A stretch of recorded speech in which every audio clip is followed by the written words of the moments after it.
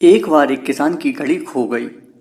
वैसे तो घड़ी की कीमत कुछ नहीं थी, लेकिन वह घड़ी उस किसान को उसके पिताजी ने दी थी, जिसके कारण वह घड़ी उस किसान को बहुत प्रिय थी और किसी भी तरह वह उसे वापस पाना चाहता था। उसने खुद भी घड़ी खोजने का बहुत प्रयास किया। कभी कमरे में खोजता, कभी बाड़े में, कभी अनाज के ढेर में।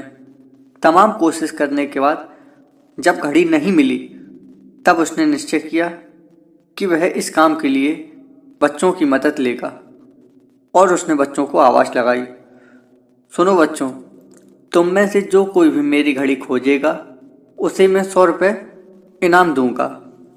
फिर क्या था, सभी बच्चे जोर शोर से इस काम में लग गए। वे हर जगह की खाक छानने लगे।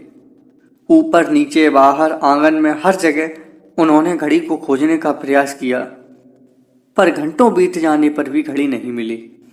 अब लगभग सभी बच्चे भी हार मान चुके थे और किसान को भी यही लग रहा था कि अब घड़ी नहीं मिलेगी। तभी एक लड़का उस किसान के पास आया और बोला, काका, मुझे एक मौका और दो, पर इस बार ये काम मैं अकेले ही करूँगा। उस किसान ने बच्चे से कहा, ठीक है।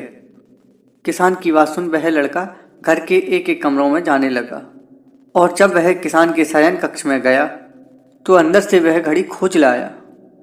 किसान घड़ी देख बहुत प्रसन्न हो गया और अचरज से पूछा, बेटा, कहाँ थी ये घड़ी? जहाँ हम सभी लोग असफल रहे, तुमने इसे कैसे ढूंढ लिया?